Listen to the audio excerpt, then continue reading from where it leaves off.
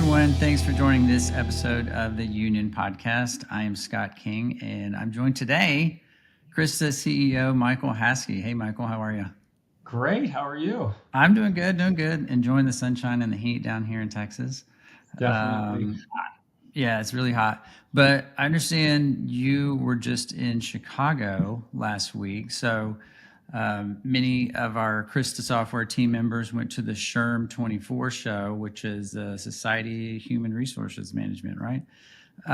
So I'm really curious, like, what you guys learned from the show, especially when talking to HR professionals, because they're not the most tech forward, employees or organizations and companies. But I listened to a couple of the show conference show sessions online, and like I think they have a big opportunity with AI. And Johnny Taylor, the CEO of SHRM, really portrayed, I think, a really important message on the opportunity that HR professionals have with really shepherding in AI, building this learning culture, building this AI culture. What did you notice from the show, and kind of like, what are your high level observations?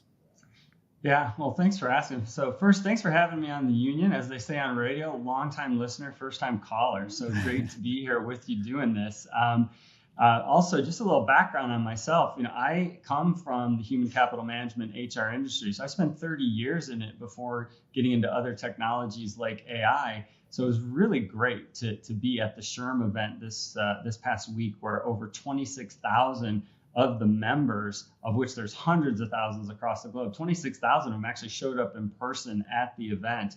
And to your point, Scott, there was some really interesting things talked about. And if you just take an excerpt of the president and CEO of SHRM, Johnny's post, there's three things all converging at once on HR right now. He called it a polycrisis. I had to look up the definition, but it's a massive storm, basically.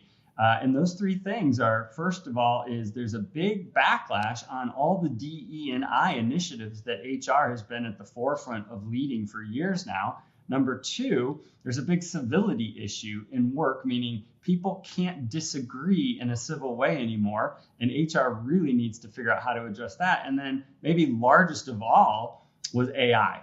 And they talked about this massive storm that AI is coming, and that it can do a lot of bad, but it also can do a lot of good. And all of this was to say Johnny was calling on HR to take the lead in this, and don't run from it, run into it. Don't be afraid of it, embrace it, because HR needs to be front and center. So it was really interesting to hear that from him. And then, as you said, the conversations that we were having with HR leaders at every level of the organization was fantastic, and really interesting to see their perspectives, because they come from a myriad of starting points when it comes to AI.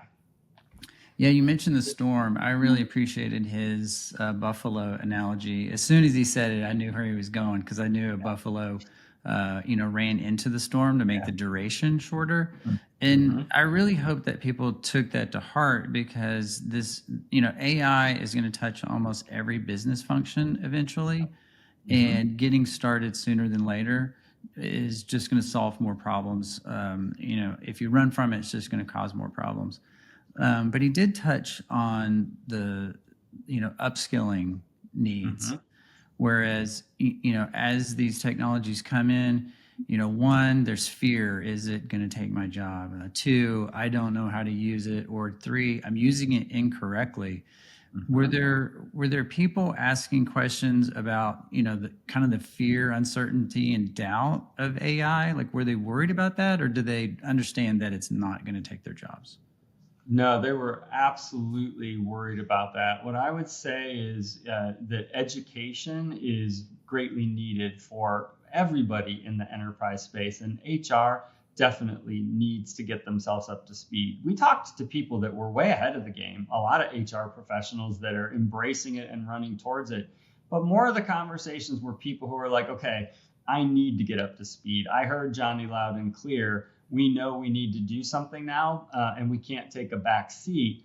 And I think it's so important, because AI, unlike almost any other technology, we talk a lot about this at Krista, right? Which is This one's going to be different in the sense that when companies jump into AI, their business accelerates and starts moving at machine speed versus human speed.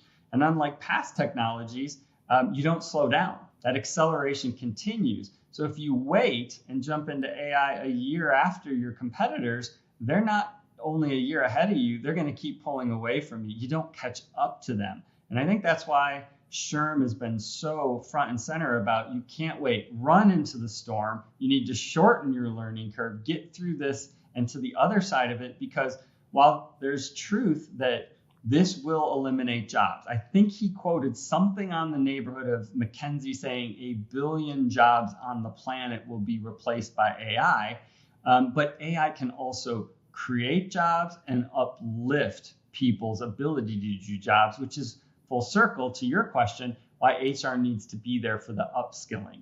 It's about understanding how to reshape the workplace and the employees and setting them up for success in a world where AI can make them better, but also is going to take away the work that, quite frankly, nobody wants to be doing. That's the company doesn't want people doing this kind of work, and the people don't want to be doing that kind of work. So if handled correctly and shepherded by HR, this can turn out to be a really good thing versus the ominous, scary thing that people are making it out to potentially be. Yeah, I don't know exactly the source of his billion jobs, but it was more that it was the billion jobs were transforming. So you could say that the old job is going away if you don't get reskilled. So I think the upskilling and the reskilling to use the tools is, that makes it a huge opportunity for HR organizations to enhance the, learning and development process, because that normally is with HR, right? Learning and development, career development. Agree more. I think the thing that's really cool about this is AI is its own category that SHRM is focused on. But remember, DE&I is another one. And I got to participate in a CEO roundtable for SHRM while I was in Chicago. And we had the lieutenant governor from Illinois. We had several senators there. And the number one conversation, of course, was DE&I, right? It's so front and center. We have made a lot of progress, but have a long way to go. And AI can absolutely help with that because it is a great leveler. We talked about that in the meeting, this idea that, listen, people who maybe don't have the same access to the same education, skills, and training can be armed with AI as a co-pilot, and they can be upskilled if they're taught how to use it. There's some studies that show a person can go from a brand new person, the equivalent of a 3-year veteran in capability and productivity when armed with a proper AI co-pilot. So I think that by embracing AI and HR taking its role, it can not only make sure that AI is a great thing for the business, but it's also something that really contributory to their DE&I initiatives, allowing them to hire from pools that maybe they haven't been able to hire from. And that'll really drive 2 strategies simultaneously. Yeah, it can expand hiring. It can also help someone that maybe doesn't have a 4-year degree really elevate themselves. Because if you teach yourself the AI tools, the learning curve is it's a short time frame if you really get into it. And an opportunity would exist for somebody like that to really train the internal resources. So I think it's a huge opportunity. I hope people see it that way. Versus, AI is going to replace your job, because it's not. Someone that knows how to use AI is going to replace your job versus the AI. And what Johnny talked about also in a lot of the SHRM messaging was keeping AI, and really the humans at the center, right? And we talk about that too, meet people where they are. Make sure the AI assists the human. I think that is important and should make people feel more comfortable, amongst the unknowns, right? Because no one knows what this thing is going to look like in 2 or 3 years. But here today, we're at a really interesting point where you have to pay attention and make decisions based on, whatever your current situation is. What would you do? You've got more HCM experience than I do. If you were sitting in their shoes, like what would you do? Like what would you advise maybe the your direct reports, or how would you shift an organization? And then maybe answer it differently if you're the only HR person at the company. Yeah. Yeah, it's a great question. And we see both, right? And we met with people that are a team of one all the way to major, global corporations who are heading down this journey. I think, the first piece of advice or direction I would give the team is exactly what Johnny said, which is it's time to get in the game and don't be afraid of this. But like we like to say at Krista, go ahead and think big, but go ahead and start small. The important thing is that you start your AI journey. You don't have to boil the ocean. You don't have to have the entire thing figured out, but you got to start taking steps. And this is where HR should be at the table in all AI decisions, not just AI for HR, which is a tremendous place of opportunity for AI, but any AI being brought inside of the organization. If you think about it, this is the biggest change management thing that we've seen in a long time, of which HR needs to be involved in. So how we bring AI in, how we introduce it to the people, get them excited about it versus afraid of it, something we do every day here at Krista for our customers, is something that we think HR can be a big value add in an organization. I often reference the CHRO of Salesforce. She was recently in an article on Forbes that talked about how she and her CTO meet every single week to talk about the organizational wide AI initiatives. And the way she put it is what I would tell my HR team, which is, listen, the employee experience is your charter, HR. And as she said from Salesforce, 3 things impact employee experience more than anything. Number 1 is facilities. Number 2 are the leaders that they work for. And then number 3 is the technology that we ask them to use at our company. And the AI technology is going to shift that dramatically. So HR being involved in helping do that the right way, which includes upskilling, it includes helping the employees get excited about and then want to pull more AI into the business, which is what we see happen with our customers every day. I think that's why we all agree with SHRM that it's time for HR to have a seat at the table on an enterprise-wide basis when it comes to AI decision making. Yeah, I agree. And Salesforce is an interesting example because they're using AI, they're building AI and selling AI. So it'd be an interesting, kind of governance and bias issue. But you mentioned, start small, think big, start small. What's SHRM doing with AI? So they building AI products, they selling AI products, to members. What are they doing? Yeah, so part of why we were so excited to be at the show is that we have been chosen as the AI vendor to build the SHRM member-facing AI engine. So they're starting where we actually tell almost every company to start their AI journey, which is on the knowledge side. Find areas where there's massive amounts of knowledge that people need to get access at, whether it's to do their jobs or whatever, and then leverage AI to consume all that so that it is able to purpose it out, not only to answer questions, but to do some amazing things with document analysis and understanding and comparison, contrasting, and creating drafts of things that they would use in their everyday life.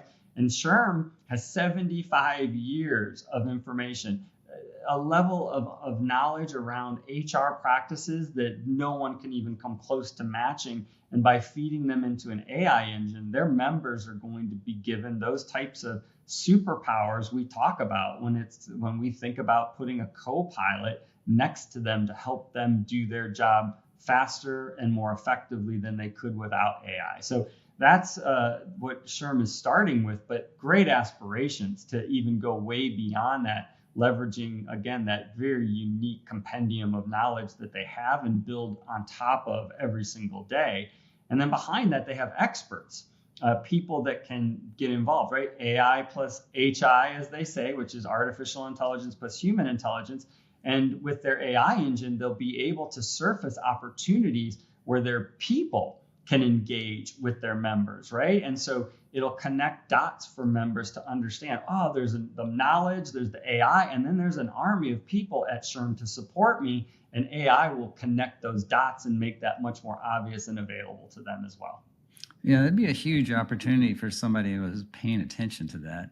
Yes. And really, um, show all the any organization really, SHRM or, Hmm. I can't think of anything more, like dentists and doctors and whatever, Yeah, licensed professionals, and show them how to use this.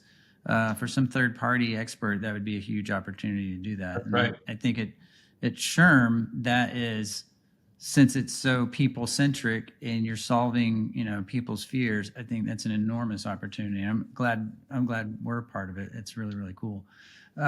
So what if you were an HR professional, what would what would the top 2 or 3 things that you would do right now? Hmm.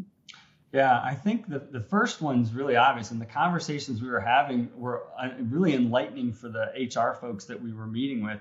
I like to think of starting with knowledge, and so a really great low lift, low cost, no risk way to dip your toe into AI and HR is using a tool like ours to upload all your handbooks, all your policies, and expose those now through AI to your employees. So instead of them having to look it up and try to find the right answer that's contextually right for them, or calling someone in HR, their manager, now they've got an AI engine that can answer those questions specific to them and specific to that company's policies related to them.